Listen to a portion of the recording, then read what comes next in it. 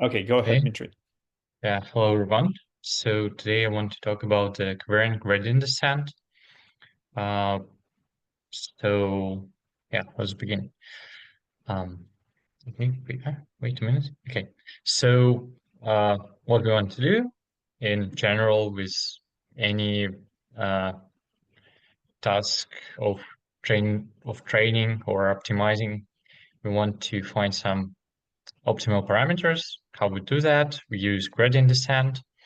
What we address in that paper, we want to um, develop new understanding of how you should address the metrics that you use for gradient descent, and we propose a covariant gradient descent framework, let's say, which just a really good tool to describe how you should treat your gradient descent. Yeah. So we will talk about that, talk about the gradient descent in general, how it can be generalized, why is it important to use covariant description. And then we show evaluation on two examples.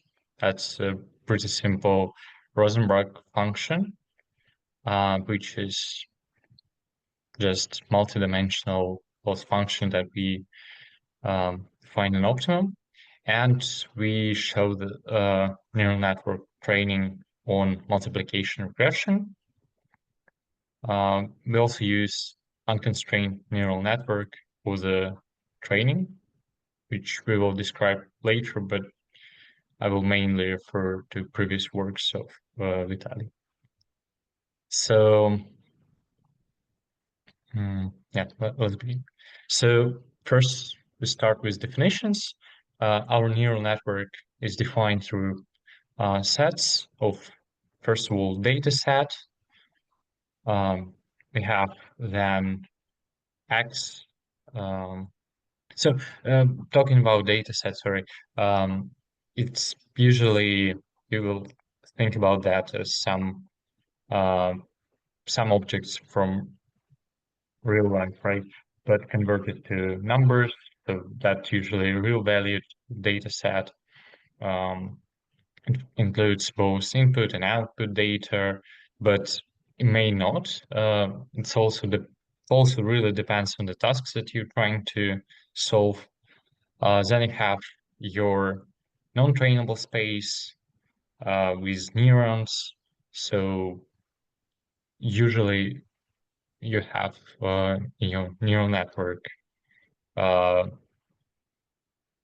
difference between bulk and boundary neurons. Also, you have um, your data usually uh, encoded or somehow connected to boundary neurons, and you have your bulk neurons evolution, which is a separate thing. We will talk about that a bit later.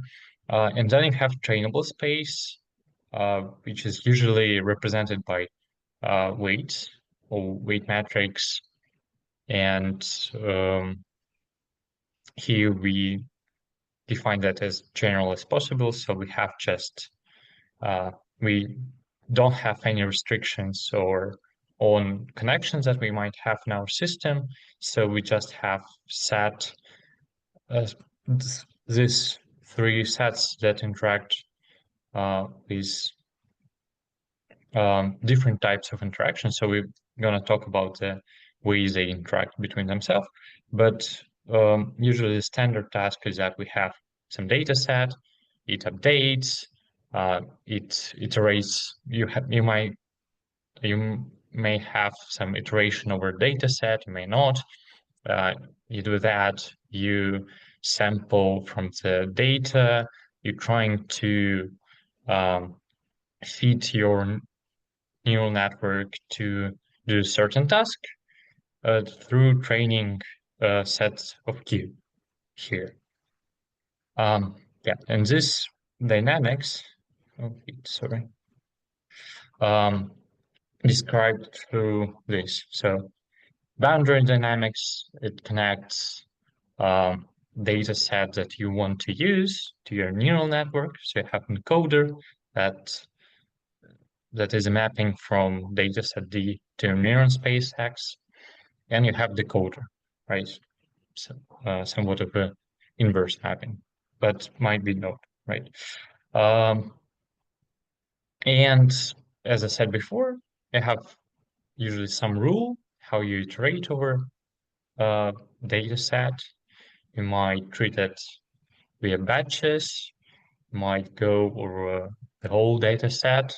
You might have some history of how you're interacting with data set that we would call trajectories. Um, so in this pretty general description, you can think about that as that you have some evolution over D, and that embeds evolution on our boundary neurons and X. So with that, uh, for example, if we have some probability distribution on D, and we want to sample from that, then that encodes probability distribution on boundary neurons. And also regarding the update of the data set, we would usually say that we have some time scale for this update.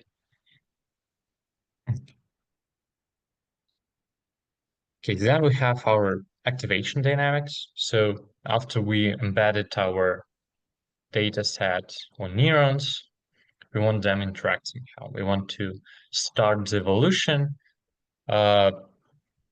How we do that, we have usually two steps. I mean, two types of steps, linear and non-linear. Um, so that's pretty much it. Uh, Here with W, we denote some function of trainable neurons, so that weights. The connection here is actually the connection between trainable uh, space and weights is somewhat what defines the architecture that you use. So for example, this general description can describe convolutional neural networks, right? The simple feed-forward networks, etc. So here we write it implicitly. So we have some, so our weights some function of trainable parameters, though you could write as, for example, identity function. So your weights are trainable parameters, for example. So that interacts with our non-trainable space. And then we have our nonlinear function, so activation function, F, which also described by architectures that you use, right? For example, ReLU, right, or something else. And then for several layers, what you would usually call layers in deep learning, you have just sequential application of these steps. So yeah, that's a general description of neural network. You have your data embedded in X, and then you have your space interacting with that. So that's a forward step, I would say. And then you have learning dynamics. So for learning dynamics, you want to update your trainable space, and you do that through established laws. So you have to define a function. Again, it depends on your task. So for a few examples, it might be mean square error or something else. So you define a function that is function of your trainable and non-trainable parameters, right? And through that, you want to get gradients for queues and update them. So that's the task of a neural network. Uh, Now, how we usually do that? So we have, again, we want to get some gradient. Um, yeah, just to give you some intuition about what we introduced here. So uh, one would think about the neural network usually as it depicted here. So you have some layers that would be constrained neural network here because you have uh, certain connections between neurons. So, for example, neurons in the convolution layer, they cannot interact directly with input layer or output layer. Uh, so we don't have these restrictions, but in general, uh, they they might arise from our description. So here again, you have something that we would call boundary neurons, where you embed your data and you read out your data. It might coincide, might not. And then you have your bulk neurons, and that's it. Okay. So that's just for intuition about that description. So when we have our forward step, we then want to go backward and update our trainable parameters. To do that, we would usually use gradient descent, right? So one of the important things here is that you have to use um, covariant notation. So what would be wrong here is to omit these indices or to not write the right metric that we want, right? So here we have, right, summation over indices, and then we have, um, so we have our indices to match on the left and on the right. So that's one of the important things. Usually what would you see in literature that this delta is omitted, and you have unmatched indices on the left and right. So you have upper indices here, but you have then lower indices here. So that wouldn't be right. Okay. So also an important thing is that usually this um, okay, so here it's written in a continuous manner, but usually that would be just a discretized step. But gradients you can retrieve with special functions. So usually if you work with PyTorch, you just have your gradients retrieved from the model. Okay. So yeah, that gradient descent makes some trajectory in the trainable space or um, on the manifold of that loss function. So you want to achieve minimum. And then gradient descent would be the simplest form to do that, but it um, suffers from many problems. For example, it finds local minimums, doesn't guarantee to find an optimum. Um, so it also, yeah, so also really depend convergence or speed of that really depends on the techniques that you use or on landscape. So for example, you might have a really flat landscape, then your convergence would be really bad, would take a long time. um okay, so another important thing about indices here is that your metric. So delta that we used before, it stands for flat metric, right? But um, we might use there some different metric, which also might be uh, actually flat. So it doesn't say us about the manifold curvature itself, but it's our description. So for example, if you have a simple polar coordinates, right, then you have your metric tensor to be non-diagonal or non-identical. So that's one of the examples of transformation that changes the metric, but the space stays the same. But nevertheless, if you want to change your basis and have a more general description, you have to introduce metric.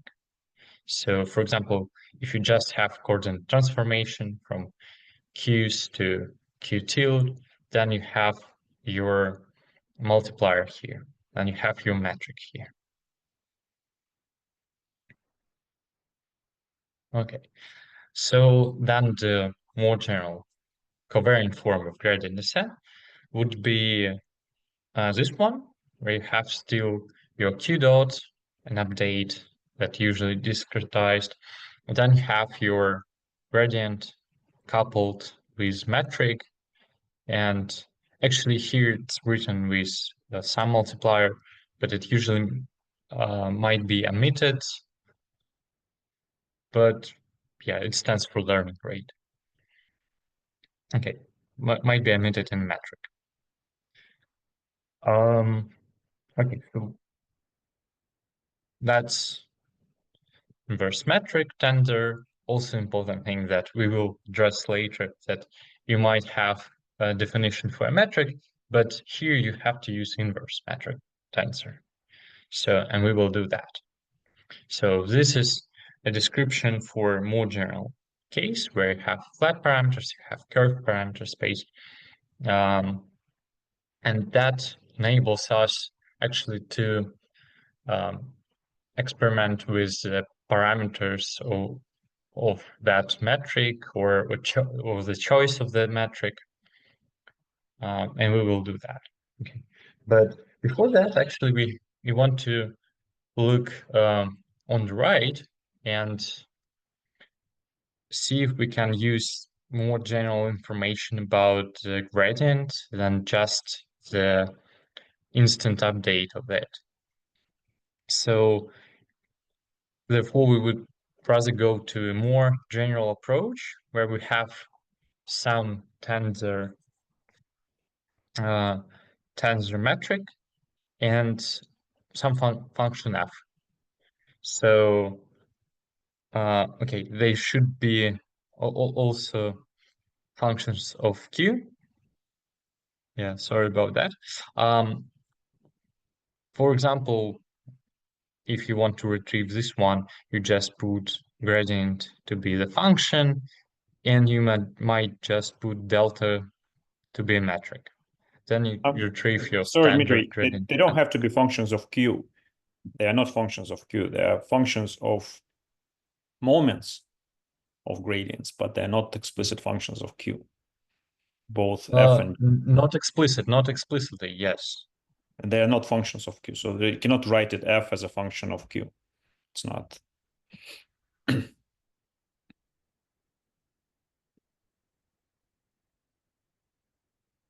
Well,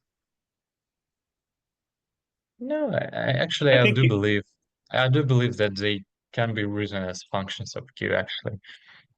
If they were Just written if you functions of Q, then you could have just calculate average values of Qs, and then that would be some function of that. But that's not the case. okay, I'm not saying that it is explicit or linear or something, but it really depends on Q, right? So it should be a function Depends of on the Q. statistics of gradients. So it doesn't depend on Q, it depends on the statistical moments of the gradient, but not on Q.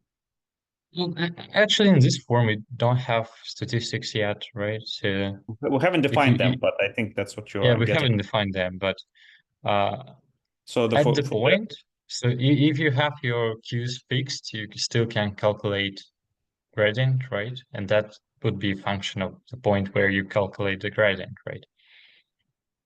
you can calculate it with respect to the ensemble being a delta function. Yes, that you can do, but that goes back to the previous one. So that in the first line you do have it's a function of Q, but in the second line you don't.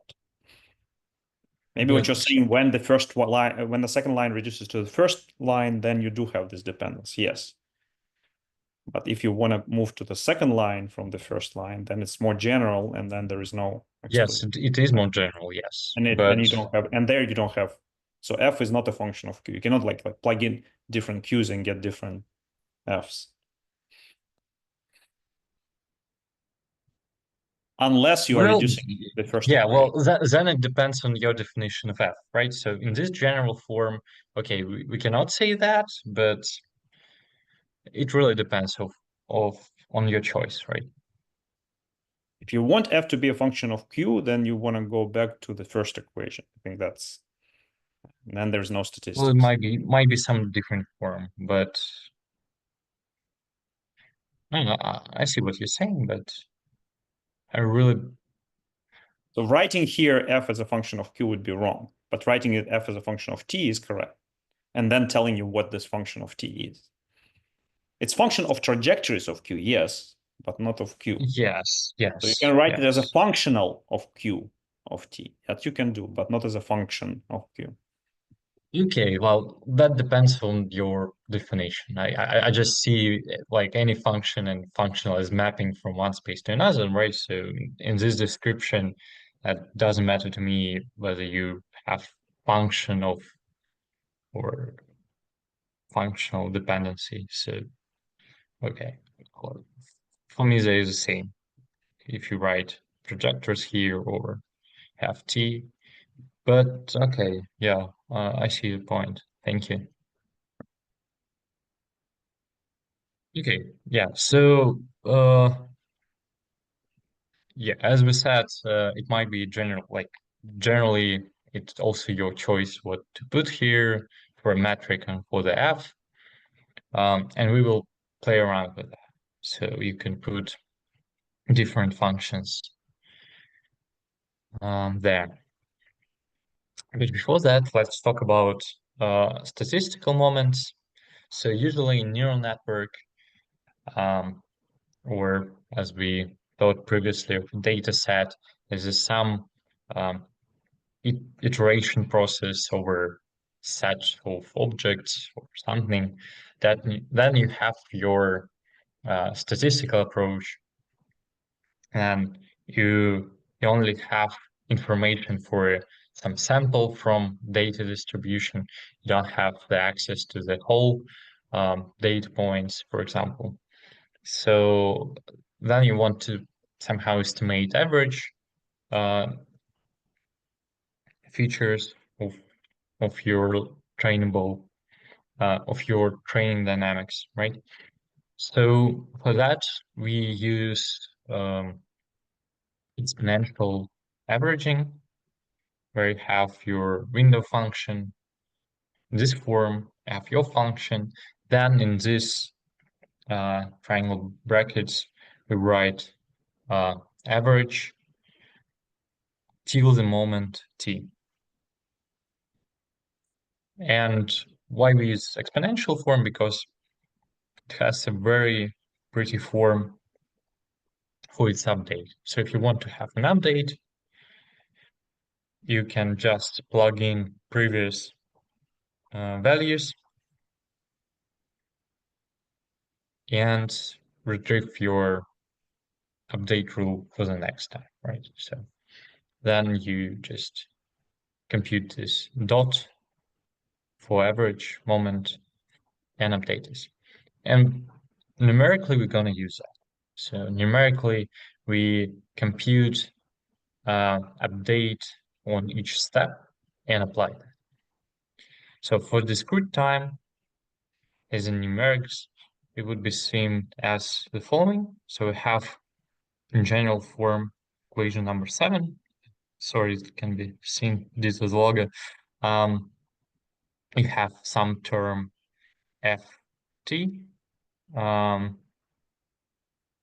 and you have, so that's an instant update of your function, right? So later we will plug in gradients, and then this one would be the gradient that you compute on this step, and then you use information from previous steps, right?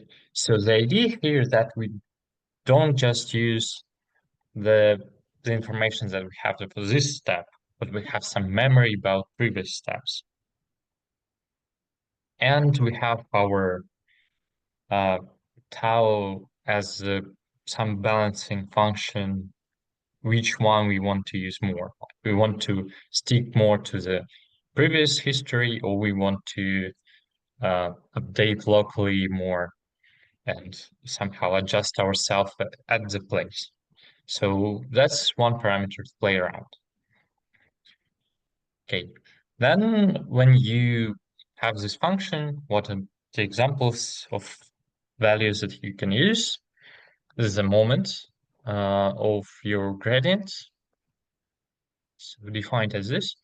That would be more familiar to everyone as as your velocity term, right? So sorry, momentum, right? So in general optimizers, that idea that was developed quite some time ago, that you have not only your update, but you also have momentum.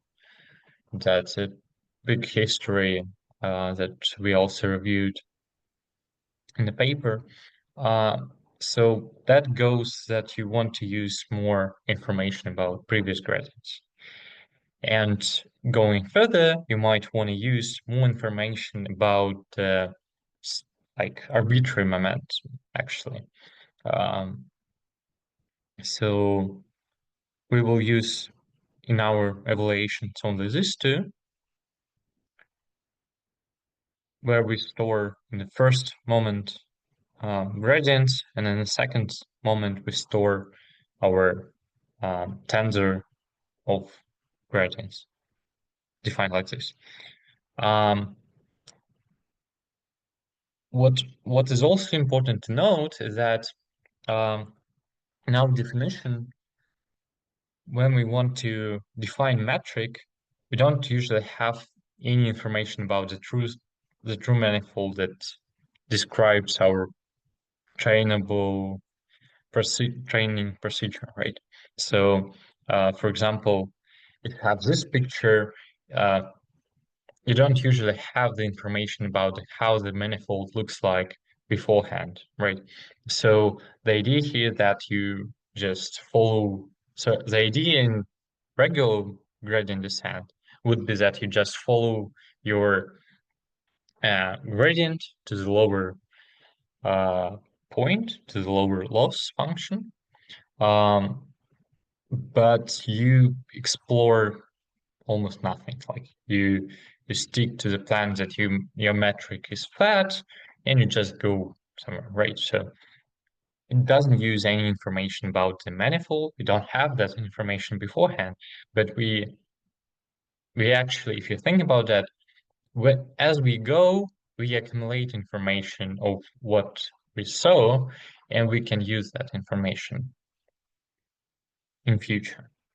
So that doesn't also so that also works for metric. We can develop the sense of metric based on our update steps. And one of the simplest forms would be to have this second moment gradients to be your metric or some function, right? In general, it would be some function of that second moment. And we will talk about that later, what that function usually is and what we think would be better for. Okay.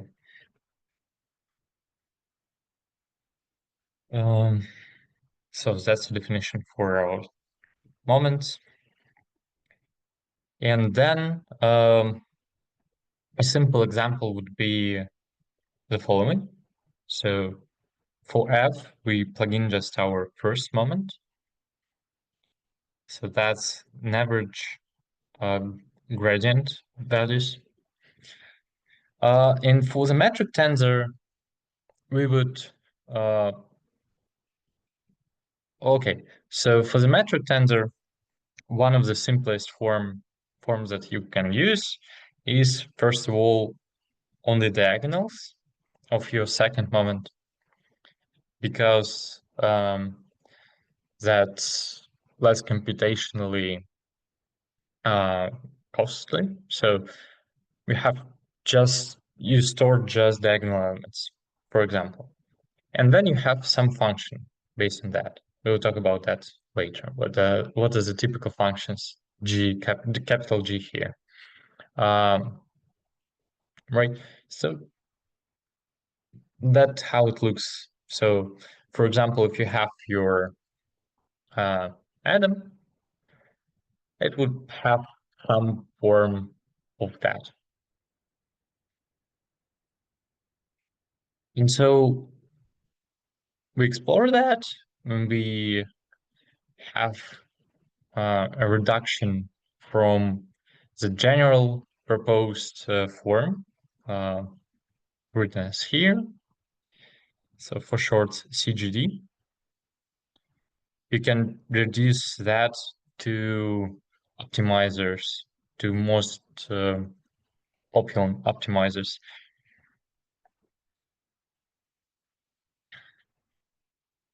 So what we have is that we have standard gradient descent.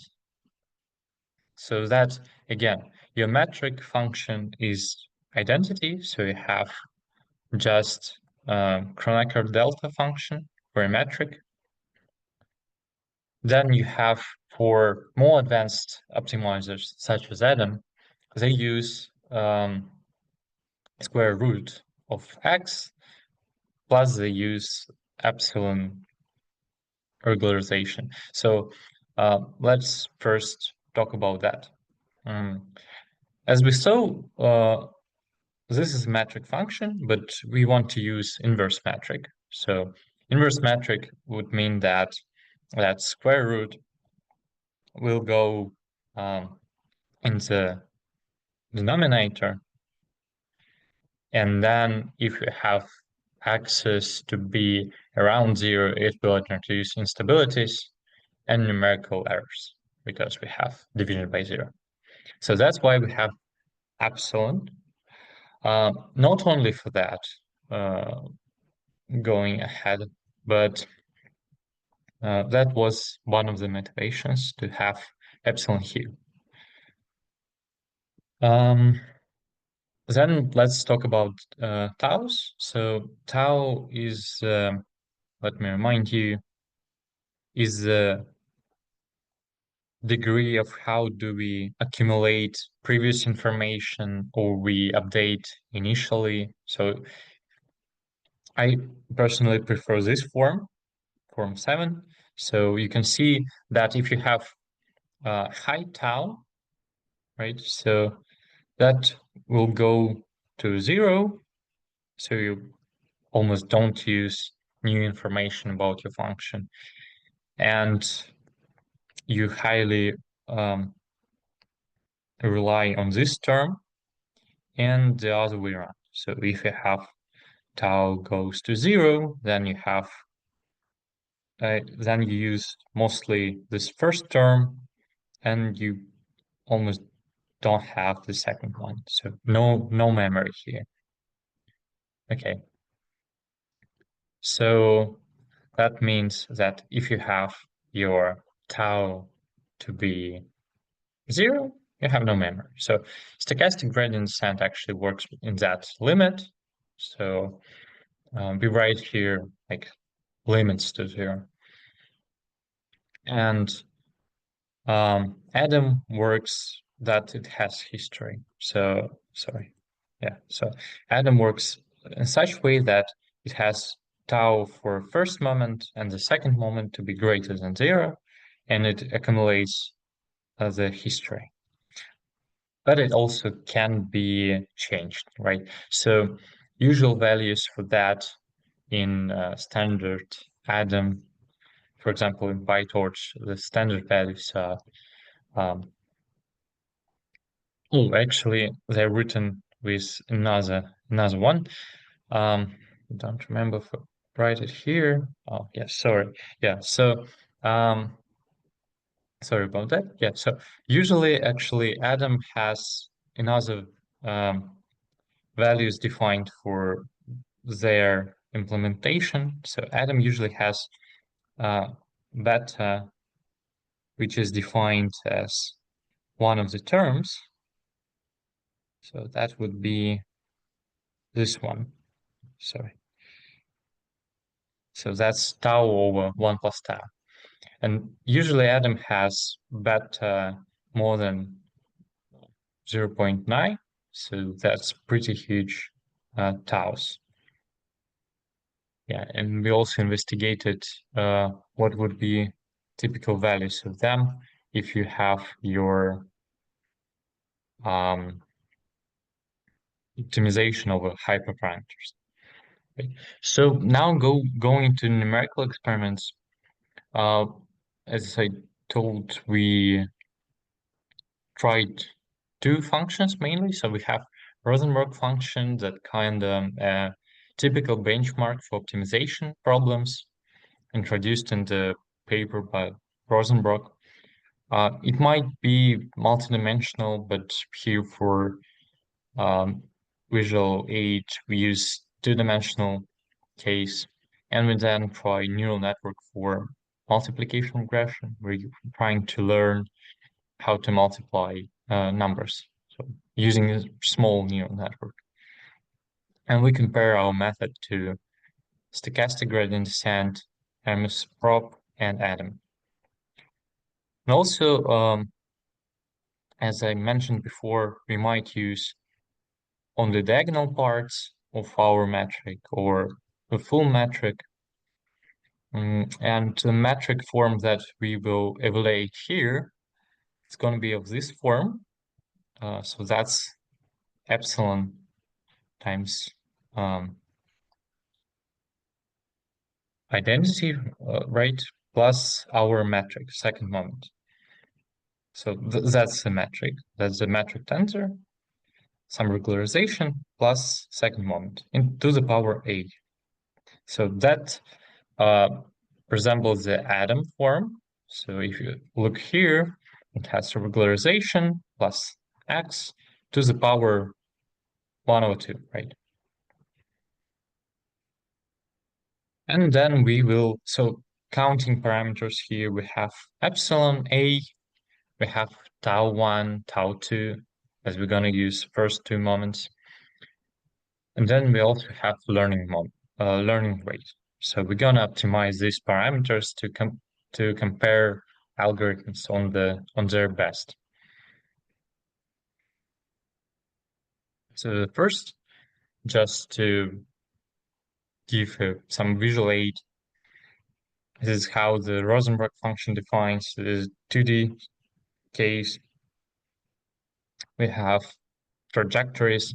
One might seem more stochastic, I'd say, while some other converge more faster. So this is what we obtained with our Optuna optimization of hyperparameters. So we have powers, learning rate. So learning rate for Adam and diagonal CGD pretty close, as also actually their values.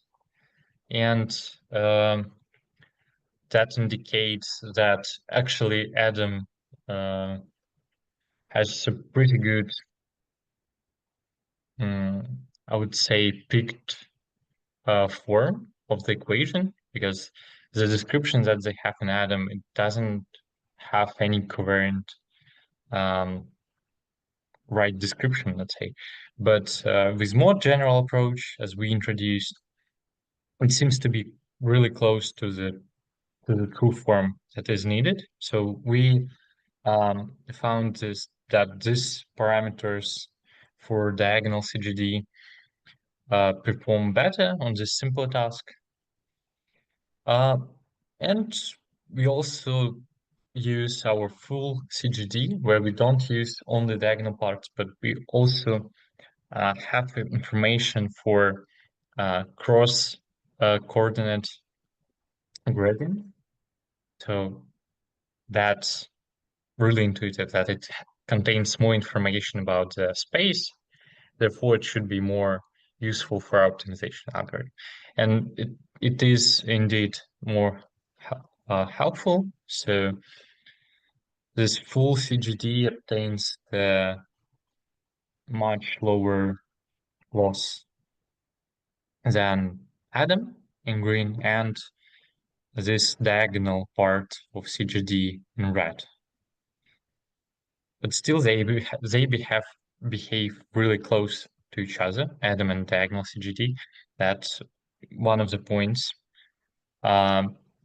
Because Adam seems to be like a tough benchmark, right? So it was a huge optimization method when it was introduced.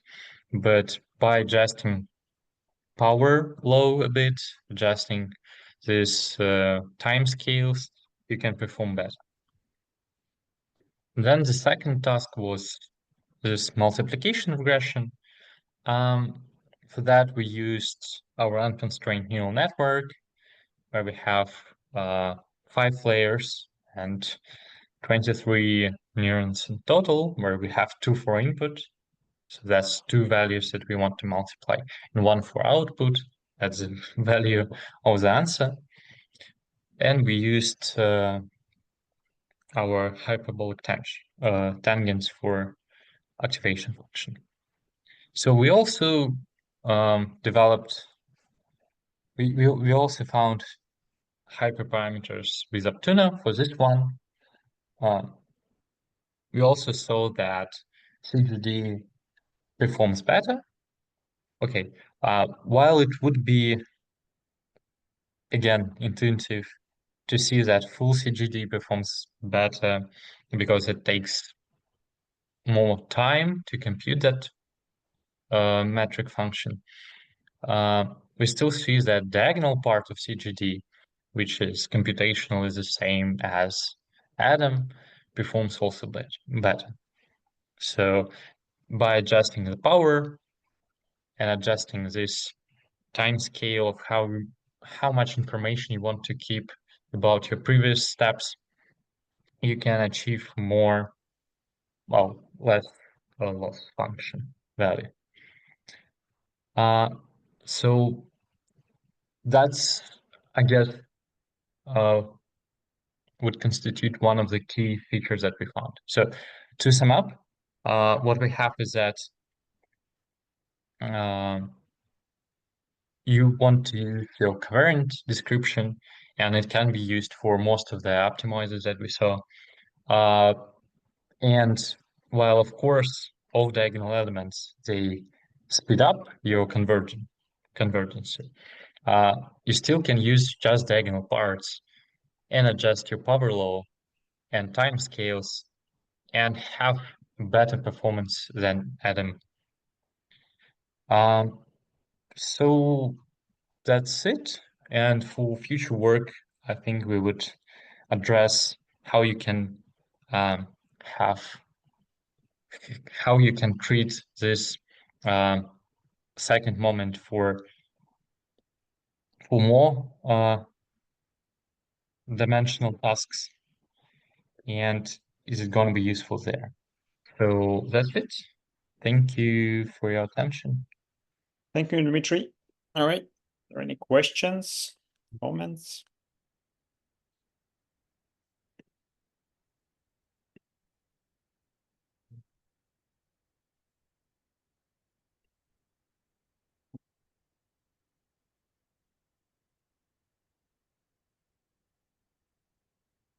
Guess everything was crystal clear, but